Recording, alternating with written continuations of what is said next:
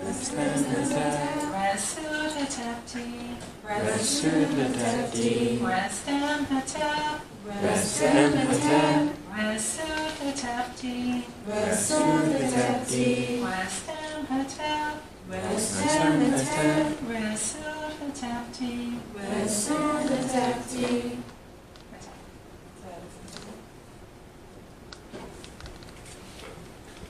So the Kemetic religion of Shedda-Neter, it was an extraordinary, supernormal culture. Existed for millennia. Can you wrap your head around millennia, considering how old this country is and where we are? So anyway, Kemetic society, right? We're talking about this supernormal, extraordinary culture. Right? It's still the structures are still there, and although we have unearthed so little of everything that is possible, the scriptures that we've unearthed are enough. Anyway, yeah. But even within the Kemetic cultures, or the Kemetic-oriented subcultures, there's issues also. Right? Tattoos of the goddess in all various places. So this is Rihanna. And then on her leg, and here she has, can you see what that is? Tattoo? A gun.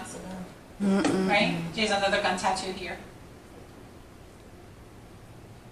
And she's wearing the ankh, and then she also has guns tattooed, and so it's like a little mishmash.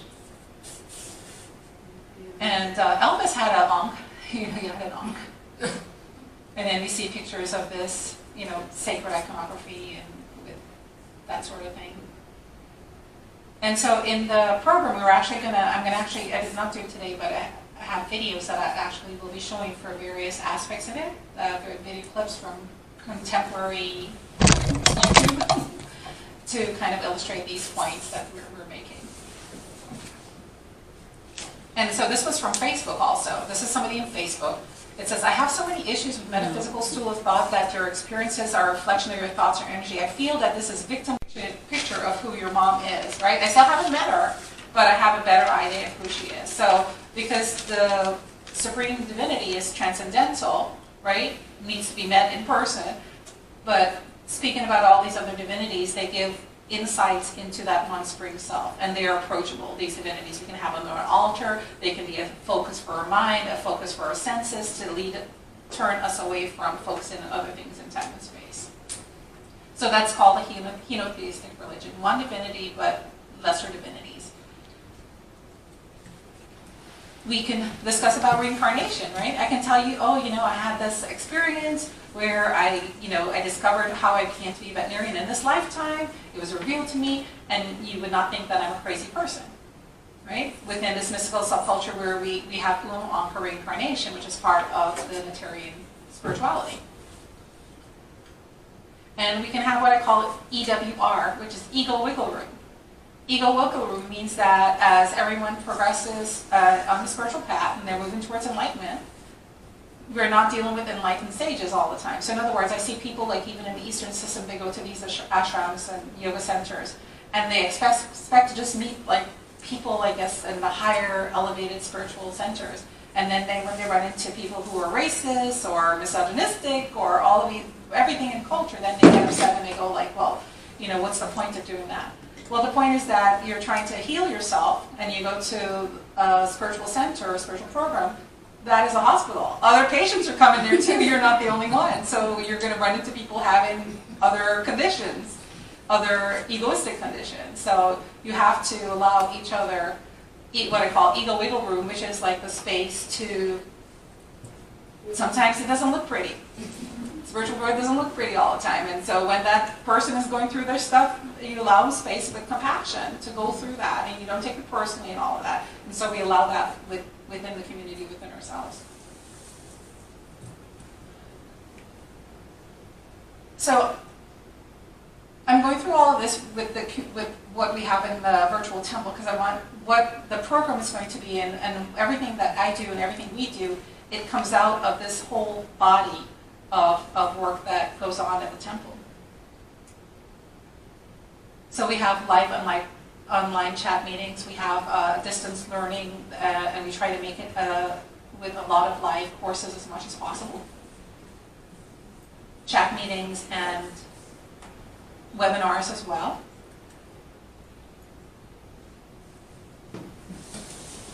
We have many different courses there within the temple. If you don't want to do an online distance course, we have a television that has all the conference webinars. So some people like to do that. Instead of watching TV, you can actually watch Kemetic and go through all the different conferences and learn about the Kemetic philosophy, workshops that have already been done, webinars that have already been done, seminars that have already been done that are not going to be repeated. Like, you know, Shemzakua and Jemzola, they do that a lot because they feel like they're new to this, but they have like brought themselves up to speed pretty quickly by accessing these resources. And then we have lots of books. And also we do have a conference every year. And so this one is actually going to be in Florida. It's going to be in Delray Beach, Florida. And it's usually between Christmas and the New Year, that week in between there. So Shemzakua is the conference chair, and Shemzola is the chair for the children's program. So if you would like to participate and have children who would like to participate in the Even Speak program. And so then also we have a trip to Kemet coming up in the summer of 2019 also. And so that's going to be actually the focus of that is Serpent Power in the Nile. So all that we're going to do in our workshop when we go to that trip, we're going to actually, I don't want to say bring it home, but literally we'll be at home when we do it, and we will do the Serpent Power in Kemet, and we will actually see a lot of what we're going to do in the workshop in the temple. So we're actually going to highlight, and we're going to do like a search for the serpents, because I am sure that even though I've been there, I have not discovered all the serpents, so we're going to do like a search for the serpents as we go through all the different sites. So if you're interested, you can email us for that. So all this to say, this workshop is based on the body of work and supported by Dr. Ashby, who he's not here, but helped me a lot to put it together with a lot of technical things also. And the Seam Institute, the Temple of Aset, Kemet University, and it does take a village or community. So I want to thank everyone within the community who helped me with so many different aspects of it to create our sacred space today. And so, with that, we invite the lady of our program, Goddess Wajet, Sekhmet. So this is the final establishment of our sacred space. We create a space for her. She can go next to the candle.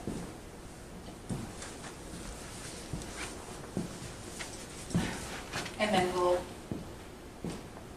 begin our official program. So all of that was just to set up our sacred space. And now we are officially established. So what is the Art Sechem? So Art Sechem, Serpent Power, is like a vehicle through which consciousness rides to heavenly realms.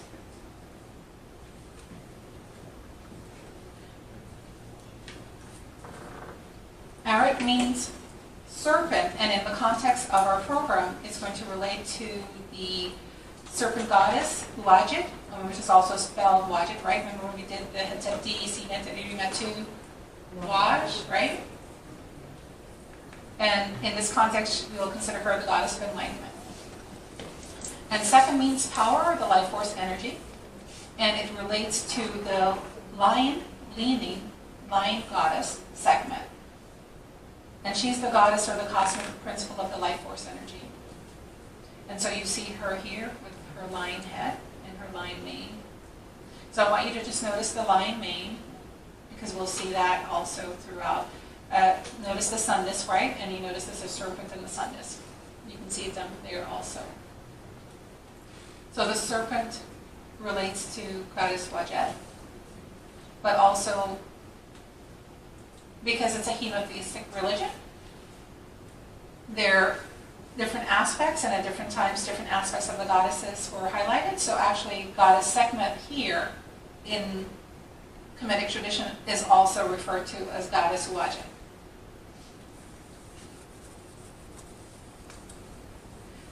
So this is one of the scriptures that we will go through, and we will have a translation in its ancient Kemetic Art Sechem scripture And this will inform our study and practice, and we'll go through a little bit of it. I think we have a little section from it later on. So, as I said previously, in Kemet, this system was known as Aratsekam, and in India, you've heard it as Kundalini Yoga. So there are similar mystical systems. And in the Kemetic mythical history, it said that Osiris, he actually traveled to India during his travels around the world as an envoy for Ra, the divine self, to bring forth teaching of religion and husbandry, agriculture. And so this here on the left is the Kundalini serpent goddess from the Indian Eastern tradition, and she has 3.5 coils rising out of the lotus. And then this here on the right is the Kemetic Serpent Power goddess with 3.5 coils also, and it is known as the basket of Isis, or the basket of Aset.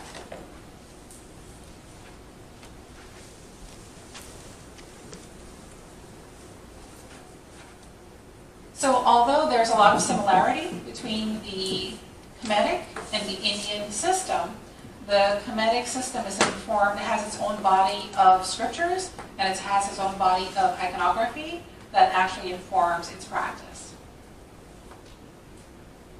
And a big part of that, it relates to the judgment scene, or what people know as the judgment scene, or the weighing of the heart. Have you all heard that, know about it? Where the heart is weighed against the feather of God, the heart of the deceased, but really, ritualistically, it may be the heart of the deceased, but really what it's related to, it's every minute of every day, because since your whole practice is being geared, all of it is being geared towards this unitary consciousness, this means that everything that you're doing is always being weighed.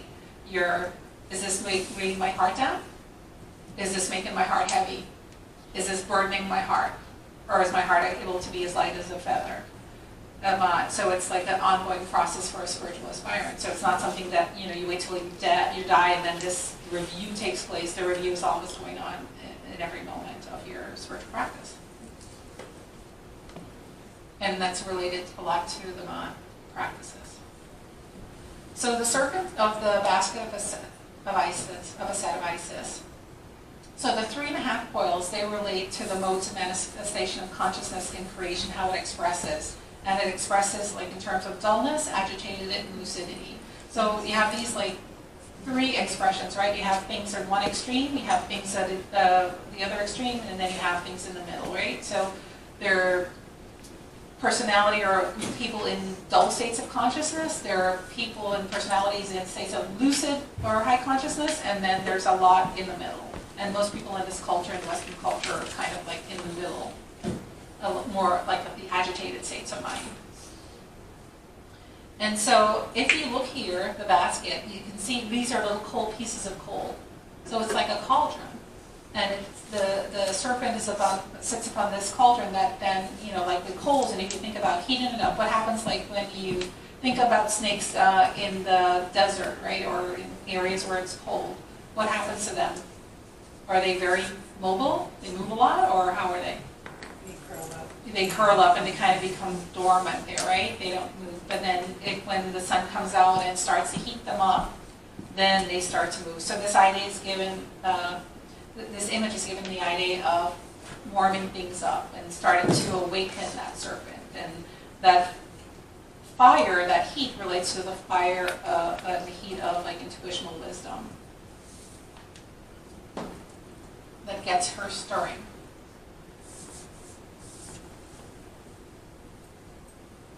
So as I said, they're very similar systems in India and Egypt. And in this, on the left here, is the Indian Eastern chakra system. So many of you have heard of the chakra system that goes along with the Kundalini system. You have the different energy centers. And so also in the Kemetic system, it's not depicted the exact same way, but it's depicted in 2 papyri that give us a lot that helps to inform its practice. So you see, this is the divinity Amhu, and you see that there are like little chains here, right? And then the heart is down here. There's a little heart, this pull them. So these chains, there are 7 of them, or 7 grounds, they relate to the chakras, or the energy centers. So they're in the Kemetic system, we refer to them as Sepik Ba Ra. They're called the 7 souls of the divinity Ra. And here you see them as chains or grounds, and then in the next image, you see it as spheres, these spheres, and the 7 souls of Ra. So 1, 2, 3, 4, 5, 6, 7. I don't know if I have a larger picture of this, yes.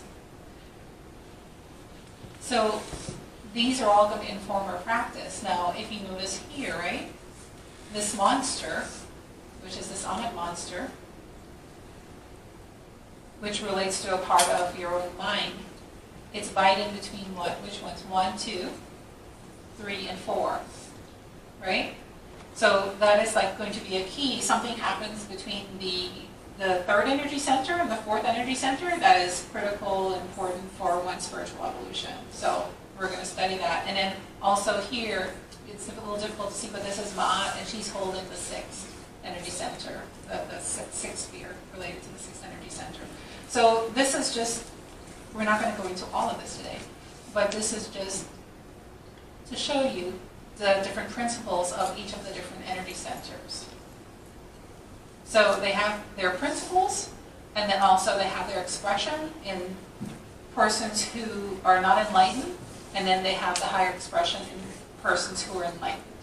So for example, say the energy center number 1 is related to survival issues, and it relates to fear of death, and the idea of being this mortal personality that can die.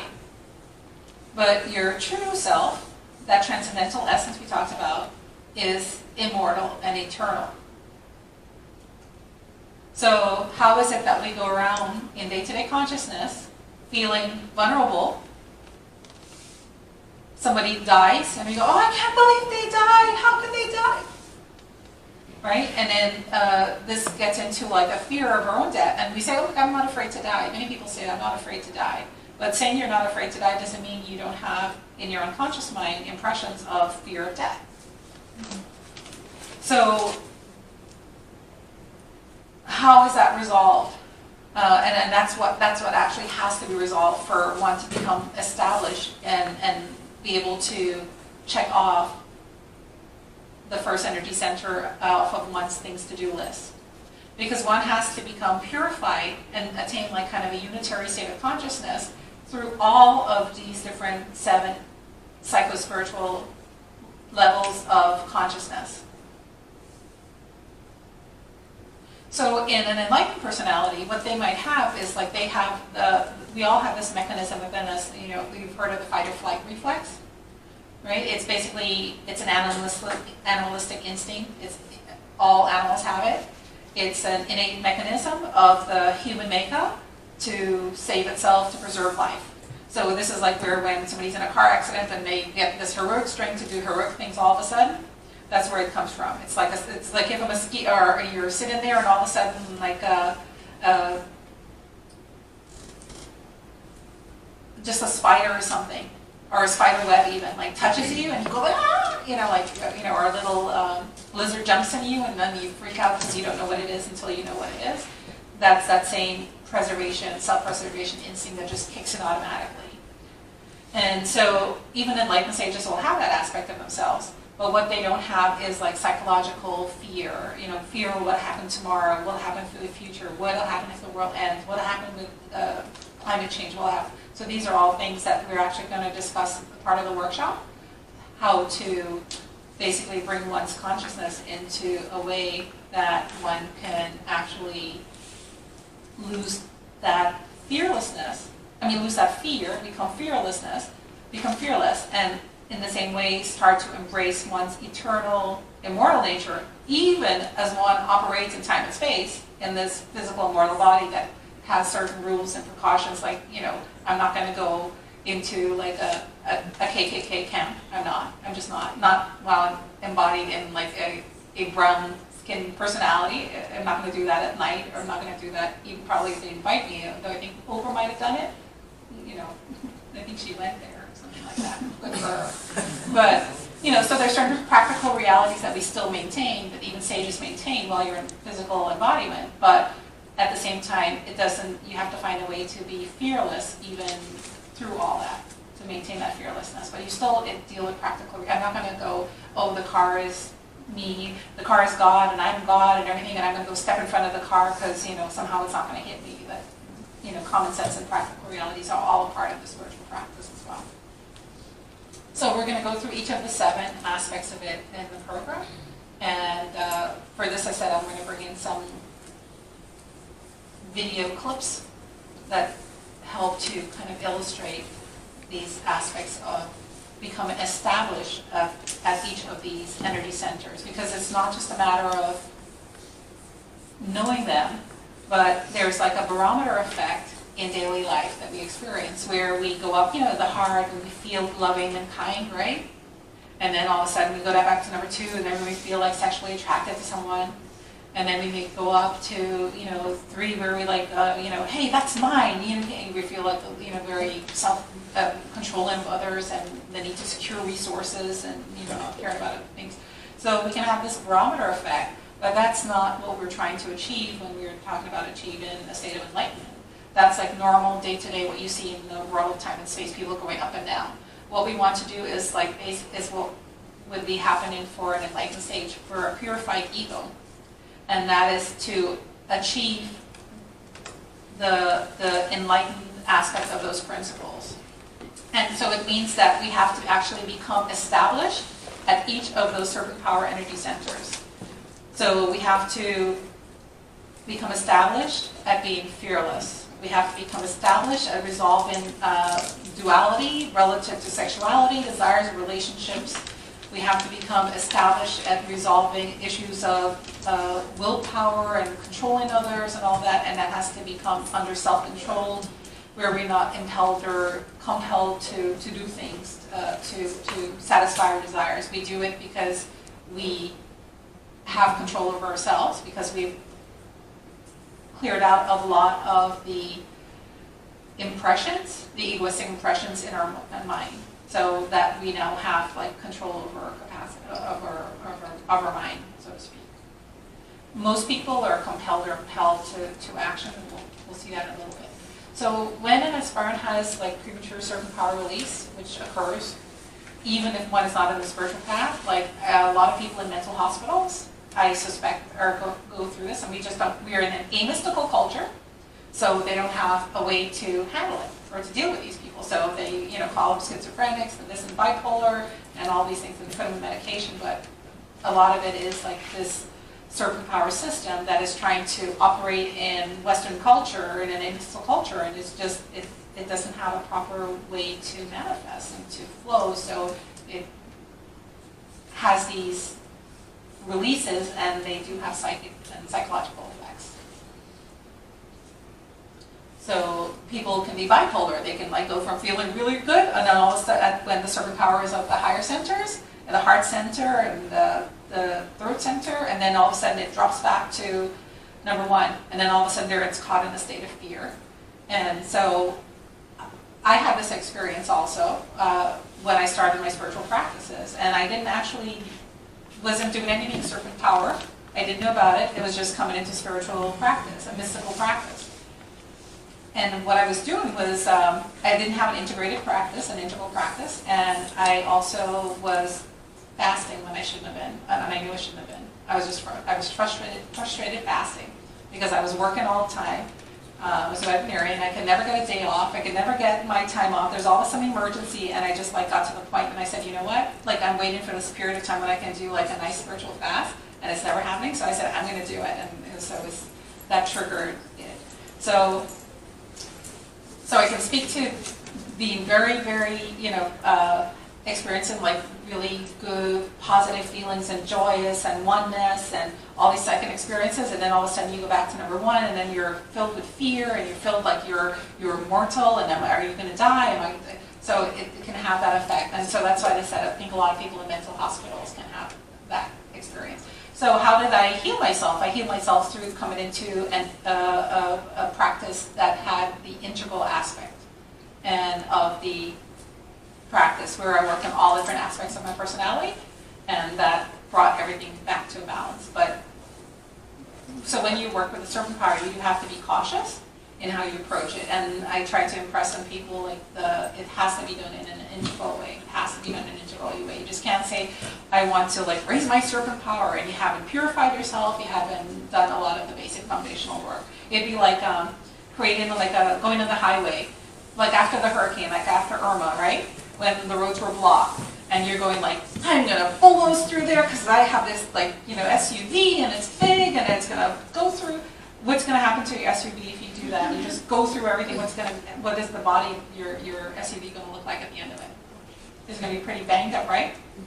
Right. So you don't want to have a banged up experience. So you want to do a lot of the purification, cleanse a lot of the mind, integrate your personality, remove those obstacles, and then the energy just rises naturally. Because you don't have to do the Serpent Power practice formally to have your Serpent Power rise. If you're practicing any of the disciplines, if you're practicing Ma'at, it will rise up. If you're practicing the wisdom, it will rise up. So to sit there and focus and say like, oh, I'm going to make it rise, I'm going to force it, I want it to go up, which I've seen in some of the Eastern practices, they do a lot of work to try to get it to rise up without doing a lot of work for the purification part of it. So I definitely don't recommend that way of doing it. So our practice will be an integrational aspect. So it's termed the sevenfold cleansing of the energy centers. And so each of the energy centers has a corresponding state of consciousness, right? Fear, sexuality, relationships, emotions, power, control issues, universal love, self-control, intuitive knowledge, transcendence, and bliss. And then the Serpent Power energy manifests and comes in through the physical body, also through the brain and the spinal cord, so through our central nervous system. And then from there, it is associated with different nerve centers in the physical body, and from there, it affects everything within our body. So it's a definite body, mind, spiritual, integrative way of approaching the teachings that affects also physical health. So each of them are associated with different plexus in the nerve ganglia, and then each of those are related to specific endocrine glands and endocrine organs. And then also it's related to your immune system through those as well too, through the nerves.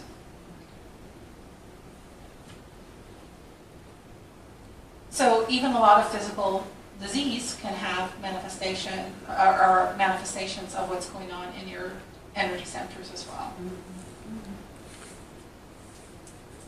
And the energy centers are not in your physical body, but it's in your subtle body, which is superimposed in the area of your central nervous system, so your brain and spinal cord. So that's why we use the focus of sitting with your spine straight and all of that, because it's superimposed over in that area.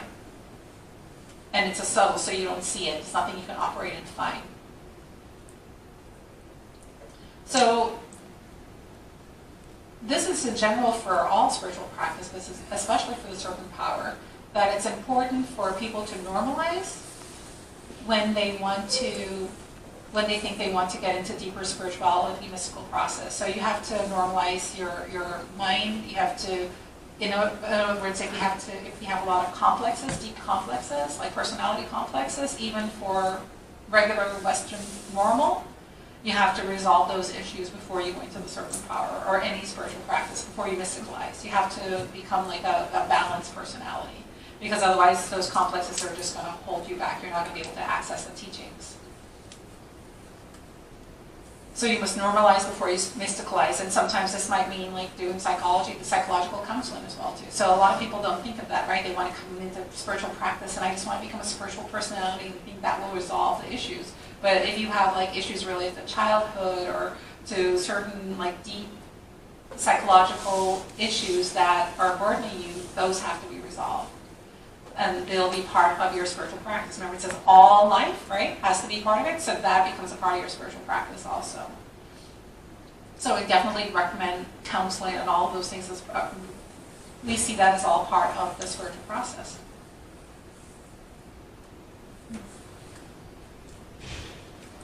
in the program we'll like get into what type of counseling like we recommend. So these are, this again is the Indian system. So you have, in the Indian system, you have the chakras, the different energy centers, and then you have the different channels that the energy flows through. So you have like what's called the Ida, the Pingala, and the Sushumna is the main one. And so that also, we have that similar iconography in the Kemetic system. The imagery is a little bit different, but it's the same idea. So you have the two serpent goddesses, which are essentially one, right? You see like the two heads, they're just polar opposites of the one singular serpent, right, goddess? So here we have the divinity that expresses through this singular serpentine energy, through, this is goddess Sekhmet, who is the life force energy, and it expresses outward as these two serpent goddesses. So they create opposite poles, in other words.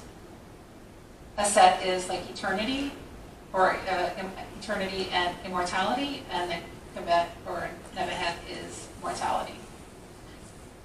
I'm sure we're putting a lot of things here together. I actually added some more from the Atlanta one program. So when you see the Djed pillar, we have the Djed there, and of the Serpent Power goddesses. So Djed is the one that we were talking about, and I mentioned to you that Sekhmet also related to, it is also sometimes referred to as Djed. And Aset is also an aspect of Djed. Mat is also an aspect of Djed, and we will go through the iconographies that actually shows this. Actually shows Mat as the serpent goddesses, holding, the two Mati goddess holding the serpent, and the serpents having like little feather of Mat on their head. And goddess Hetu is also part of the serpent power goddesses. And goddess Bast is also part of the serpent power goddesses. So the art second system of Kemetic mystical spirituality, it shifts the practitioner from a dual ego-based consciousness to a unitary, non-dual consciousness. So from the two serpents, it shifts you to a unitary consciousness. And so this is one of the scriptures of the serpent power system that we're going to go through. And so the scripture actually says, I N-K Wachti Am Arat Am Te Urhu Tepi Ke Am Nebet. The two goddesses of the green life force energy, right? We've heard the green life force right before. Waj, correct? The two goddesses of the green life force energy come to you in the form of the living serpent power goddesses of Upper and Lower Egypt, in the forms of Aset and Nebuchad and Mati, who govern duality of time and space. They come to anoint you on your head in the form of a mistress. So this anointing is what, in the Kemetic system, what is referred to as anointing is the attainment of enlightenment.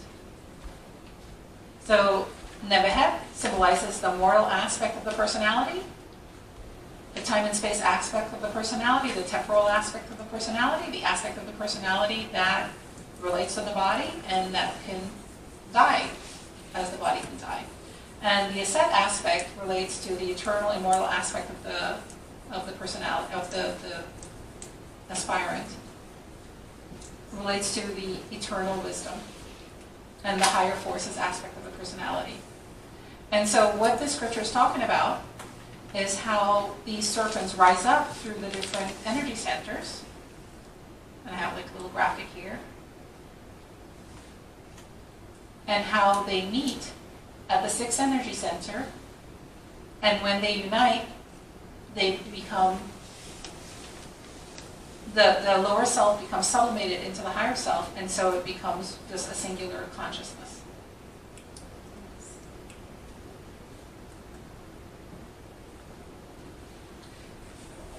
So when they meet at the sixth energy center, the third eye, and it becomes that singular consciousness, then that singular consciousness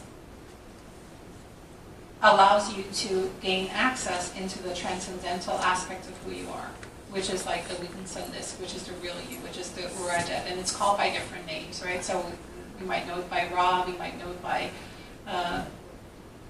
Nebuchadnezzar, the all-encompassing divinity. So in the Kemetics, the absolute reality, we try to use words for it to kind of point to the fact that we are related to something other than something in time and space.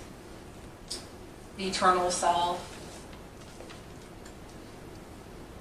And so in the Arid mystical iconography, so in the Indian system, like when, if you know that, when it gets to the seventh, the Sahasrara chakra, like it's called a 1,000-petaled lotus. So in the Kemetic system, this is depicted as just serpents. So like when you go into the Holy of Holy rooms and you look around, you'll just see like just these serpents everywhere. So there's just like a 1,000-fold, like unending serpents.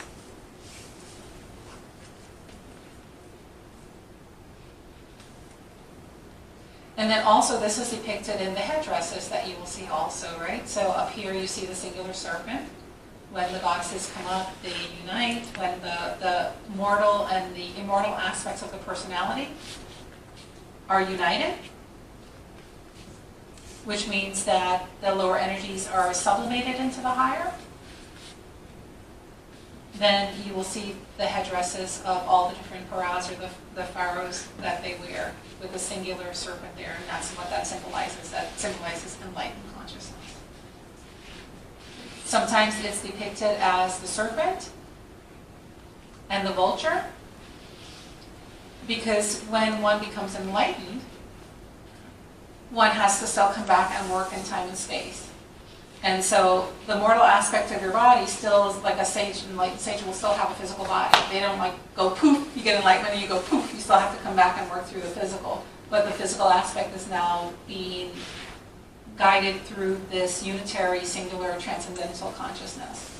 And so you see that it expresses through the third eye, and the third eye is like, it's called, that's like the eye of intuition. It sees the unitary, even as the physical eyes are seeing the mundane and the practical reality and the separation. So it's represented as either the singular or as both the mortal and the immortal that have been resolved into a unitary consciousness. And then you can see this one here too. I don't know if you can see very well. This is like the two serpent goddesses here.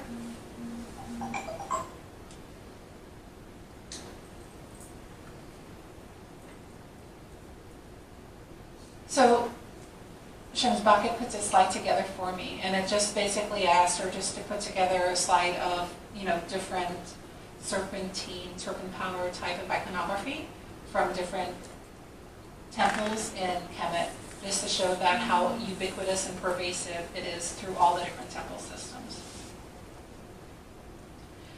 So the Aratseka refers to the process of raising one's consciousness from the dregs of egoistic duality to the heights of cosmic consciousness. That is to discover the one absolute supreme divine being. And in our context, we're going to refer to that supreme being as Urwajit, or the all-encompassing divinity, wherein the absolute abiding peace and joy and happiness everyone is seeking in life is experienced. So it's going to be raised up to discover this all-encompassing Urwajit state.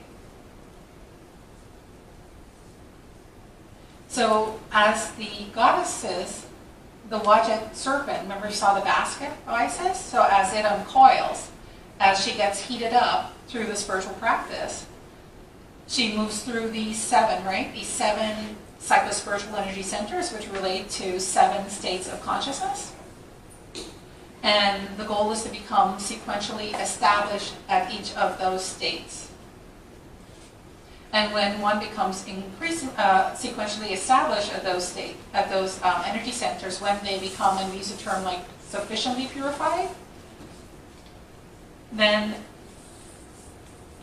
the serpent power energy, the Aratseka energy, can rise up, and then one experiences that expansion in consciousness related to each of those centers. As each of those centers you become established in each of those centers, there's like an expansion in consciousness because you're becoming more all-encompassing, you're becoming more associated with your true transcendental essence.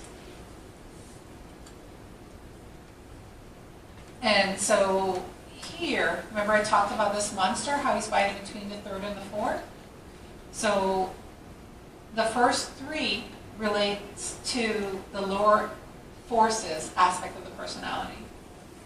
And what this is depicting is that as long as you're at the energy level 1, 2, and 3, you're still working on those. So if you've not become established in all three of those, then you will continue to reincarnate into a physical body. In the Indian scriptures, it's interesting. There's one of the scriptures, it refers to that process. It actually says like you become like a serial killer. Because why? Think of it. You're incarnated into a body. You don't become enlightened. In other words, you're killing that body. Then you go into another body. You don't become enlightened. You use it up. You smoke. You drink. You do all your stuff. You basically, the body, dies, becomes disease, dies. Then your soul goes into another body, and you keep going into all these bodies for many, many lifetimes. So you're using up different bodies all the time until you become enlightened.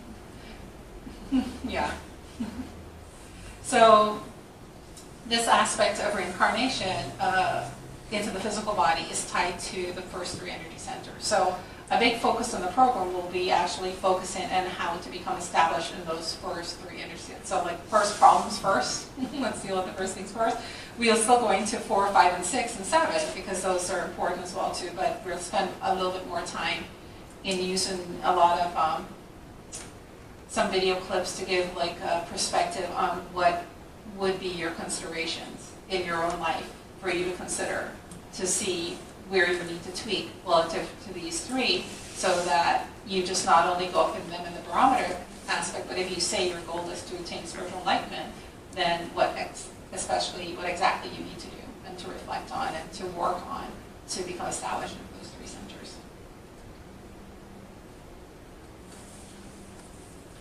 So what we're talking about then is that, human beings are a blend of spirit and matter. And creation too is a blend of spirit and matter. And the essence of creation is that all-encompassing divinity. The essence of human beings is this all-encompassing divinity. The essence of the mortal aspect of who we are is this all-encompassing divinity. And the spiritual aspect is also this all-encompassing divinity. So what we're trying to do through the Serpent Power teachings is to redirect our consciousness back from this duality into this unitary consciousness. So unitary consciousness, think of like if we had some silly putty here, and I could take the silly putty and I could make it like a silly putty man, a silly putty woman, a silly putty world, a silly putty, dog and cat and all of that, right? But what is the essence of all those different names and forms and we can call them different names, you say man, but what is the essence of everything that we created? What is the underlying commonality with them all? The silly putty, right? That they're all made from silly putty? So if all of this, if everything in creation comes forth from the divine self, then what is the underlying essence of everything we're seeing and experiencing? It's not silly putty. The divine self, right? So if everything comes forth from the transcendental essence, then the essence of everything in creation is going to be that transcendental essence. So if we call it consciousness, if we call the transcendental essence, we use the term cosmic consciousness. Everything comes forth from cosmic consciousness, which means that everything then is consciousness stuff. I refer to it as consciousness stuff. So, and with the physical eyes, we can only see certain wavelengths of light, right? So can we see electrons? Can we see atoms with our physical eyes? We can. But we know that they exist, right? Because we have tools we've created to kind of be able to verify their existence. So with our physical eyes, we can never see the essence of creation, right? We can never see spirit. Even though everything is spirit. So what we're trying to do through the Serpent Power system is to be able to open up our third eye so that we can physically see spirit, but we are going to have that intuitional aspect of the personality evolve so that we can see, not physical eyes, but see with our third eye or intuitional eye, all is spirit. So then, for an enlightened personality, everything is divine and everything is oneness. So that's what we're trying to do through the Serpent Power. We're trying to sublimate these two into that unitary consciousness so that we can then experience the underlying oneness of everything that we talk about, but to experience it and to live out of that. And that's what's called the third eye opening. So what we're going to do in the workshop is the work of awakening the sleeping serpent of self-knowledge that is obscured by egoism, and then also to work on, well, this means a lot of work has to be done to transform our consciousness from duality consciousness, this egoistic vision, to unitary non-dual vision. And when that occurs, then at the sixth energy center, the third eye opens, and then there's this unitary consciousness that can experience the underlying oneness of everything.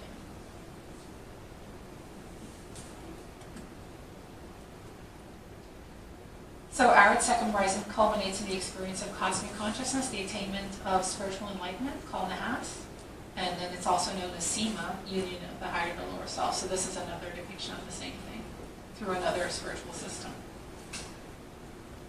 or tradition.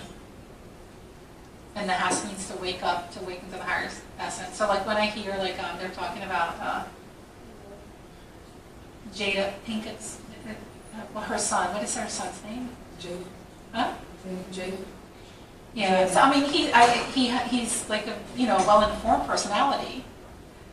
He is into a lot of holistic things, and he's concerned, has a lot of concerns about climate change, and he's doing a lot of natural things that, like, very impressive, for someone in this culture in this age. So I'm not saying that he's not someone that, I would highly, think highly of, but, on Facebook you'll see that he's woke, and that term gets thrown around a lot.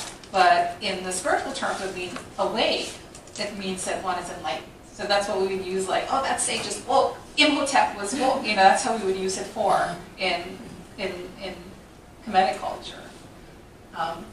Other than the way, and so that term is nahast. It means to wake up, to awaken to your higher existence.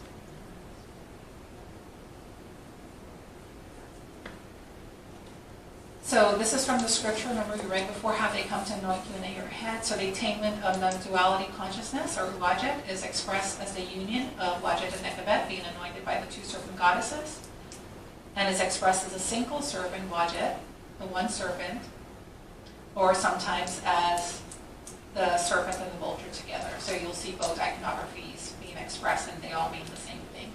They all mean this balance between the immortal and the mortal, the eternal and the mortal. In some of the cultures, like the Eastern culture, sometimes like some of the sadhus, they'll go and they'll do these austerities like that harm the physical body. Like you might have heard of them, like they'll go stand in like cold Ganges water and get pneumonia and all sorts of crazy things. And in our culture, the body then, in this system, Nebehat, the mortal aspect is not something that we hate or is bad. It's actually an aspect of our spiritual essence. And so it is to be taken care of. And so you good health, rest, the yoga exercises, the vegetarian vegan diet, all of those aspects are part of the spiritual practice. So we talked about the sistrum and the jet pillar. And so who had the sistrum? So that's the sistrum up there, and that's especially depicted in and related to goddess Heteru. And you see it has 4, you can do it.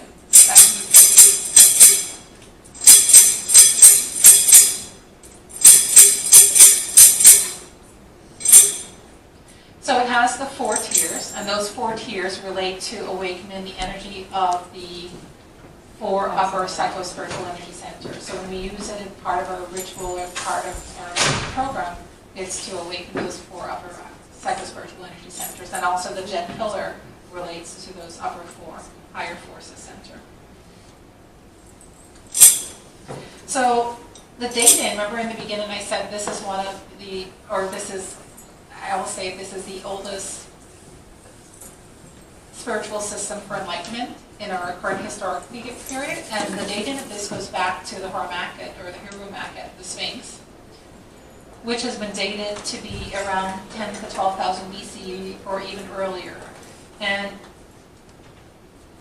if you look in the enclosure wall, right, the wall that surrounds it, you will see that you see these vertical grooves here? So those vertical grooves were created by rain. So like when it would have rained in Kemet long enough, think of like, like wherever rain drips down from your roof, right? Like if there's like a piece of rock there, like, how it kind of cuts like a little groove into that like rock, or how waterfalls and things like that, how the water over a period of time will kind of cut grooves into the rock.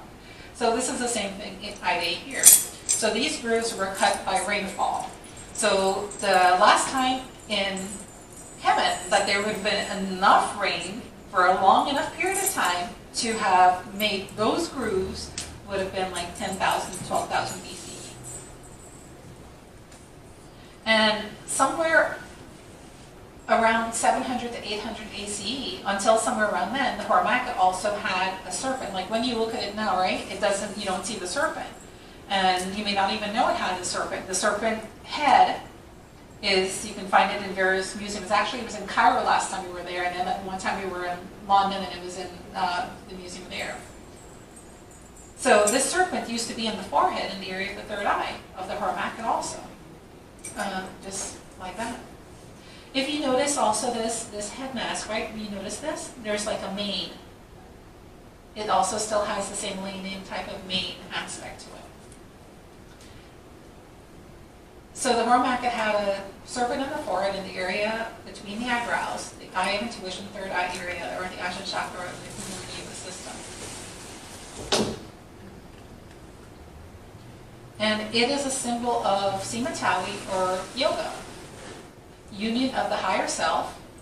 So the human head with the serpent that symbolizes enlightened consciousness.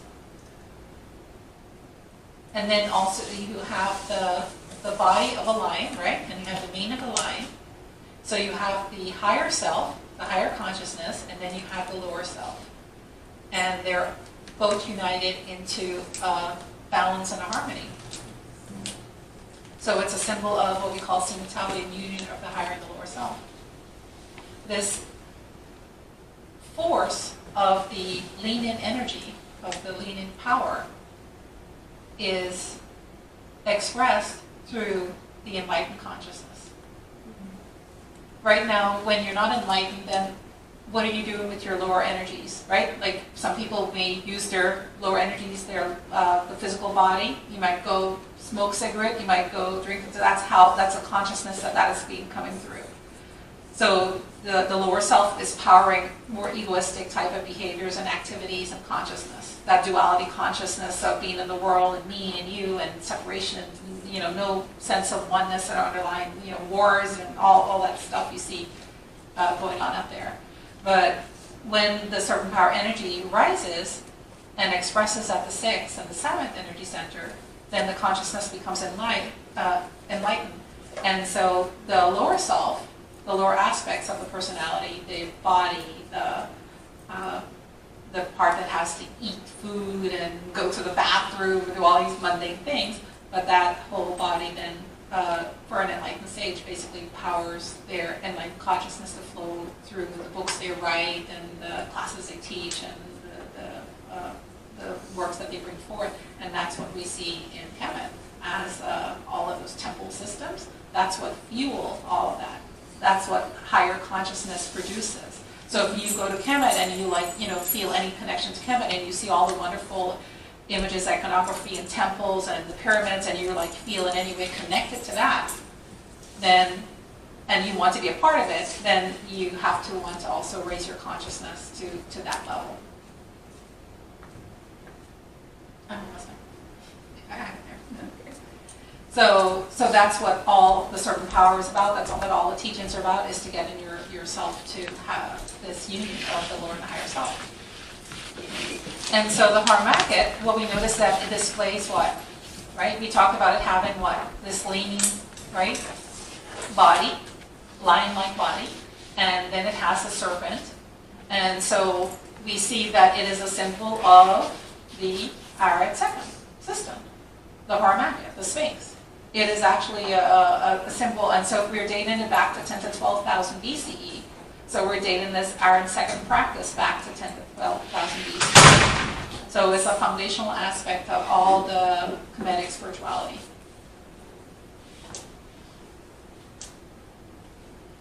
So it's the oldest documented representation of the Arid second Serpent Power system known to humanity, the harmonic, the Kemetic Sphinx. And in ancient Egypt, when you go there, and you can even Google has its good and its bad. I could not have put together the whole workshop without Google. So again, it's like where your consciousness is, and Google can help you to bring forth whatever it is, many things in time and space. Like you're not abandoned in the world and running away from the world like many people think, but you're going to utilize those aspects of the Nebuchadnezzar, the Nekabet, the mortal aspect, the worldly aspect, to bring forth that higher consciousness. So the priests and priestesses, they would wear these lean-in type of, you see here, right? You see the lion apparel? And the idea behind that is that, again, this lean-in life force energy is being relayed and expressed in all of their works. So all the works in the priests and priestesses is this using the life force energy to bring forth this higher consciousness through all their works that they would do.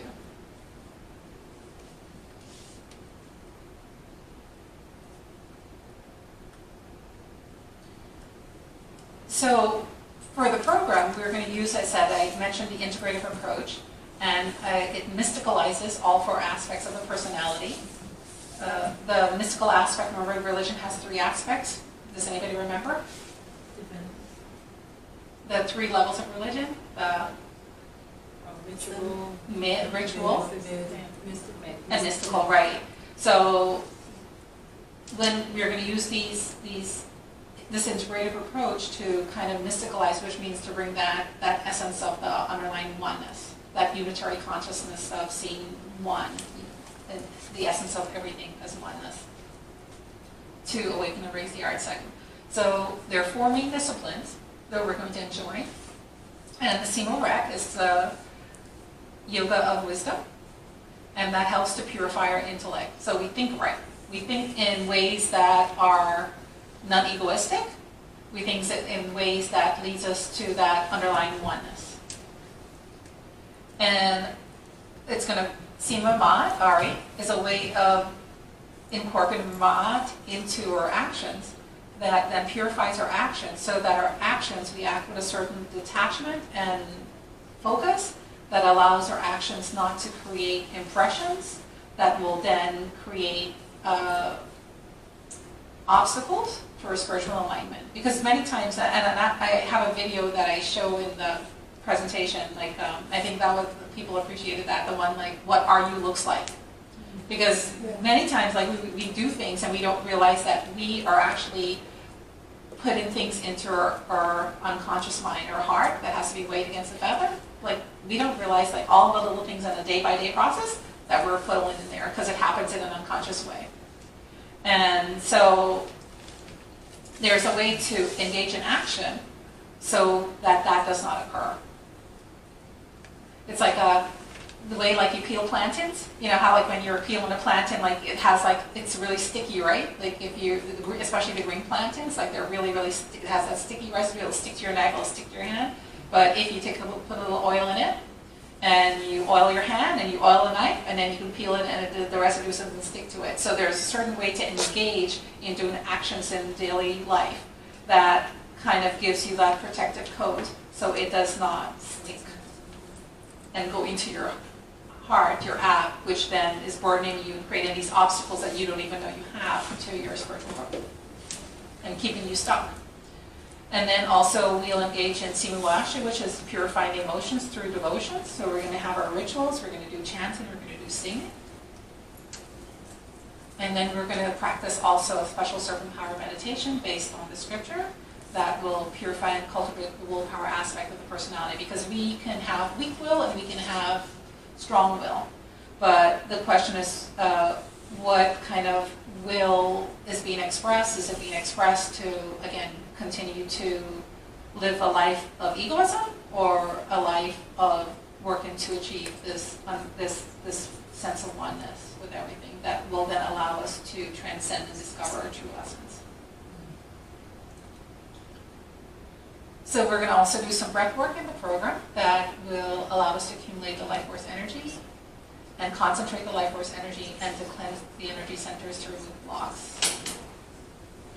And the type of breathing we're going to do, we're not going to do, I know in the Eastern system they have a lot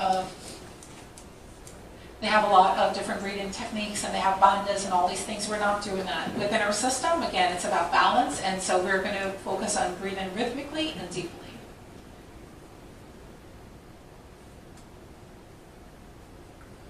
Shamzola, if you want to do just briefly, because I know we have to be out of here shortly. Just a very short 3-part breath.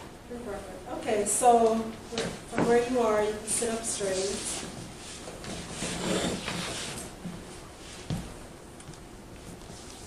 Just relax. Take a deep, regular breath and exhale.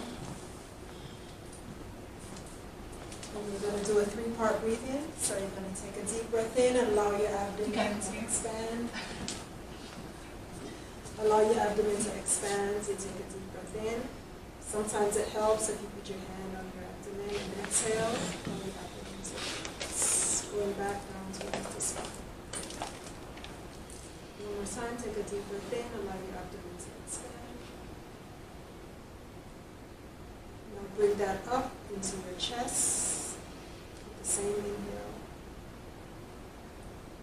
and exhale. We'll do that one more time. Take a deep breath in, allow your abdomen to expand. Bring it up into your chest, allow your chest to expand. Bring it up to your shoulder, allow your shoulder to rise and open up. Maximum amount of life force energy being brought in. And exhale. Bring your abdomen all the way back down. Your chest, and relax your shoulder. Shamsaku, and then we're also going to do the Egyptian postures. If you want to do we're just going to do the ascending grace. All right, greetings everyone. Go ahead and stand up. We're going to do the ascending grace. So feet should be, I like to do a V shape. So we're going to inhale, bringing the arms out. All the way back, expanding the chest. And as you inhale, gently bring your arms over each other and to rest on your shoulders. Deep inhale, expanding the abdomen, and as you exhale, gently lower your chin into your chest.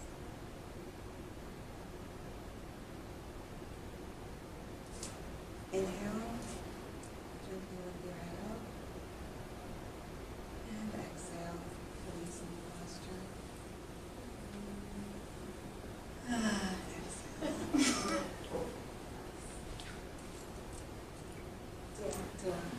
Do it. So our program's going to be like that. We're going to take breaks in between the lectures and the talks to have music and to have the exercises and to have breathing.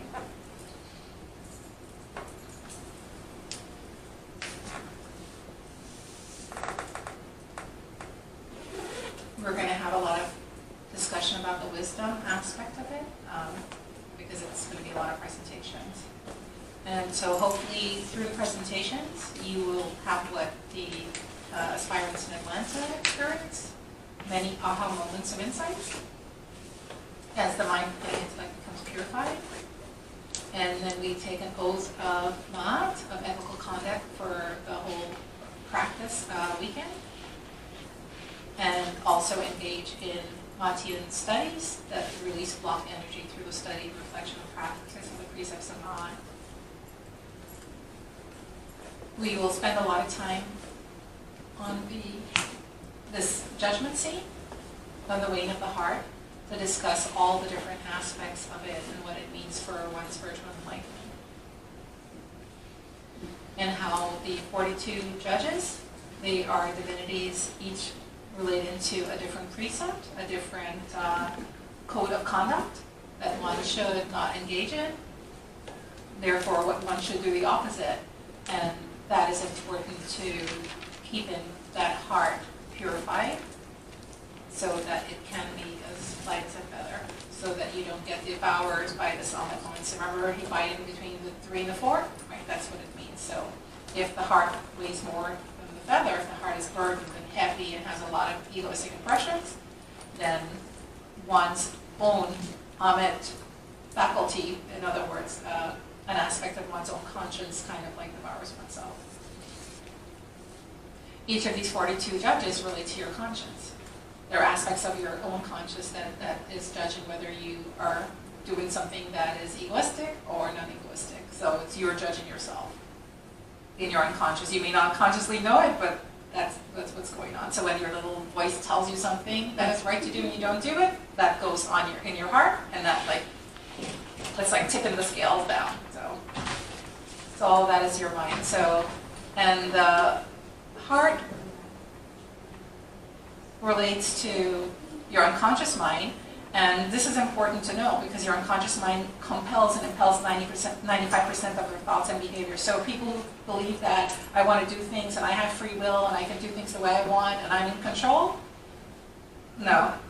What's in your unconscious mind is what's in control and what you're acting out over and over again, which is why we get into these repeated cycles of reincarnation and movement, lifetimes after lifetimes after lifetimes, and going through it over and over again. So Ma'at helps you to basically overhaul the foundation of that. You have to deal with issues of, take care of your issues, take care of your deceits, and all of these things, and start cleaning up your unconscious mind. So there's a lot of work to do, but the scriptures actually tell us that we have all the capacity within ourselves to basically do it. So we're about finished. This is so through the devotional practice also, we'll release blocked energy so that you can discover your deepest essence to be Mer, which is the Kemetic word for love, and learn to love universally, and that's like the fourth energy center. That's what that is like. So think about learning to love universally. So if there's anything or anyone in this world that you have any negative feelings towards, and you've done this through lifetimes, and we say like, oh no, I love everyone, but what's hanging out in your unconscious mind from all your lifetime impressions? And what does it mean to love universally? I showed that character who is currently the president, and all those characters, they're, can you love them universally? Can you love the essence of who they are? Like we have children, right? Children always don't do what we want, right? But we say, I love you, but I don't love your behavior. So can you love your neighbor, people that do things to upset you? Can you love their essence, but not their ego personalities? So that's what you're being called upon to do. So it's a lot of stuff that has to be worked through. But if one says that they want to attain spiritual enlightenment, these are the things that have to be checked off one's checklist. Otherwise, like you're just kind of going through the motions, but you're not. Next lifetime, next serial killer. How many more bodies do you need to do? How many more lifetimes do you want to do it? So if you want to attain enlightenment in this lifetime, then these are the things that have to be seriously dealt with. Not easy, simple to state, but not easy to do. But that's nonetheless the path. So we'll engage in ritual and devotional worship, as I said. We'll have some music and singing and chanting. And then we'll do our meditation. And so the Serpent Power meditation system that we'll use, it actually uses like a serpentine thought form. So we'll actually you can see already with the images that I showed before of the goddesses, like the two moving up and then they becoming one. So we'll actually use that kind of imagery in our meditation to lead ourselves to this unitary consciousness state in the meditation. And the goal of meditation is to awaken and direct the life force energy towards the higher energy centers. And what I refer to is having a FaceTime with the goddess, with Goddess Wadi's at energy center number 6. So we actually experience that oneness that she represents. So the integrative approach removes energy blocks and allows the auric second to rise to increasing levels of establishment and expansion of consciousness in a balanced manner. All of Kemetic mysticism is integrative. This is a proverb that says men and women to become enlightened through a life of virtue, that's man, and cultivation of the spirit, that is devotion, through scientific knowledge, that is the wisdom practice, and then it says through practice, which is the Shadi disciplines, and bodily discipline, breath, vegan, diet, health. So all of Kemetic spirituality is integrative, so that's the approach we're going to use. And as far as the fears or concerns related to the Serpent Power practice, those come about by imbalanced practices. So that's why we're using the integrative approach, because we're going to, what people in Atlanta experience, it was like actually nice to see after the program, what they experience, like they experience different aspects of the personality had releases. So it didn't all happen in their meditation, and then they just had this surge of willpower, and then they're still impure, and so all of a sudden they had this like big explosion there. They had, some people felt it in the muscles, because in your muscles you do store tension. What is tension if not egoism? Duality consciousness. So some people, they felt like a release of tension. A couple of people said that everybody's saying like, where were you? Your face is glowing. So they'd have like a raise in like energy. Well, you can see it, right? You can see when somebody's joyous, and you can see when somebody's like troubled, right? So they were able to release some of their blocks, and so some of them like had like also the experience of like in their muscle release, relaxation, this like feeling of energy. But then also like the devotional aspect. They said like, I'm into my devotion. So it was good to see like actually the integrative approach. They had releases in all the different aspects. So nobody had like any crazy like, big thing, but they had a very balanced and integrative type of effect from the practice. So these are some images from our practice in June in Atlanta. And our trip. If you're interested in the trip also, you can email us and let us know. I don't have a price for it just yet, and details, I'll have those by the end of the month.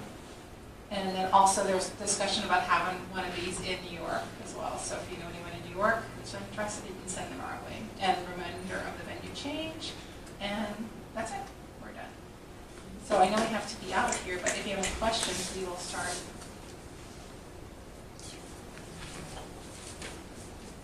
Any questions? Maybe I'll give you a lot of information. So I want you to be prepared if you do decide to come. It's going to be intensive. Yes. Why the symbol of serpent? Pardon me? Why the symbol of serpent? So, so actually I have some images that I show like in the presentation. And of actual cobras, like, so you can go and like Google the Egyptian cobra, striking. So one of the things, I have that in the other presentations that I have for that. It's too much to put everything here, otherwise we'd be at the weekend. So she rises up. If you look at the ancient Egyptian cobra serpent, other serpents slither horizontally. Horizontal means like time and space, worldly consciousness.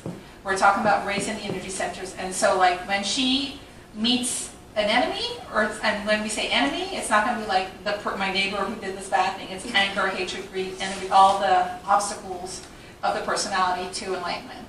So when she meets an enemy, and it's depicted in the movement of the serpent, like how the king cobra, how the Egyptian cobra works. When she meets like a mongoose, like I saw have a fight with a mongoose that she has, and she rises up, and then she spits venom into their eyes. And the eyes means that you're, this is, I would imagine how the Kemetic sages, why this symbol was used. The eyes, basically, she's blinding to a world of duality. And she has like a rib cage, right, that is strong enough to actually hold herself up, the Cobra. So she can actually stay in this upright form as she attacks all the enemies. And Google it, it's really nice to see. I will show it in the thing, but it's like really nice to see. And then also it has the dual fangs, right? 2 fangs, but it's the one head, right? So the venom comes through the 2 fangs, so it's this duality con-ide, but then it's just like a one serpent, and the serpent, like, the term ua is, in the Kemetic, means oneness, and it's a harpoon. And if you need to harpoon like a spear, right, it comes into one-pointedness. And so the serpent basically kind of has that same long, elongated, one-pointed serpentine type form as well. It's specific to the Cobra. Specific to the Cobra, correct. Yeah.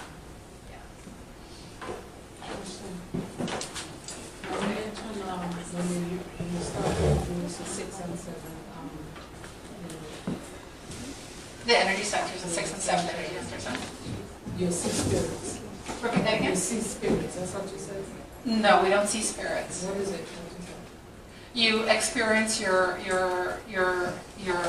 true essence. You experience your true essence, which is like the essence of everything of creation. So you experience a sense of oneness with all creation. And then when it goes to 7, you are actually transcendent time and space. So that's like when sages are absorbed in like a meditative absorption, that they're oblivious to what's going on in time and space. You can't operate out of your 7 in time and space, which is why the pharaohs, like they have the dual come back at 6. You operate in time and space. 6 allows you to be here, but to have your unitary transcendental kind of consciousness filtering through you. 7, you're just transcending. So you're either an enlightened sage that is absorbed in that higher consciousness state, which means like, I think there's stories of like, is Ramadan one of them, that basically the aspirant had to actually take care of his physical body because he would go into those states, and then he's like, basically the body's essentially dead to the world. So that's what happens at the 7. But so you don't realize this or become like established in the 7 until the physical body of a sage dies. Then they're fully 7. So when you're in embodiment, you're operating through 6 as an enlightened personality that allows you to have access to the 7, which allows you to be in contact with your transcendental essence, essentially. But it also allows you to operate in time and space and see people and talk and have a personality and do all these things. So it kind of helps you shed, like the snake sheds its skin, you're basically shedding off layers that doesn't serve you any purpose anymore, so you can tap into your higher self.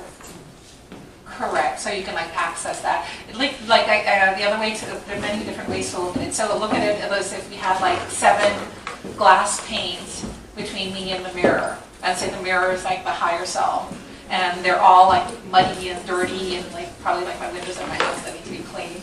Like, and so they're like obscuring. So I'm trying to see what's all the way like at that The 7th limit. Right, the 7th, but I can't see it. So like a lot of work has to get to clean the first one. That's the survival. Clean the second one. Clean the third. And when I don't have to clean them fully. Like I don't have to get every spot off, but I have to clean them sufficiently that I can be able to see through what there is there. Yeah, I see it as a shedding, like the snake sheds its skin because it no longer serves them any purpose. And then they outgrow it, yeah. And then we shed our skin every 7 years. It's like our skin goes through a different formation. So I'm seeing it as that. And you have to shed in order to reach that peak. Unless you're still holding on to the old skin, and then you can't see your new skin because you're attached to the old skin.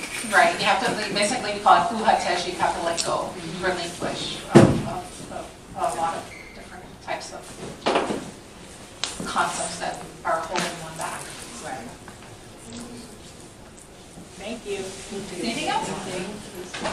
Just give thanks for this moment and just being here. So thank you. Oh, thank you all for coming. Thank you. Thank you all. Thanks. Peace and blessings.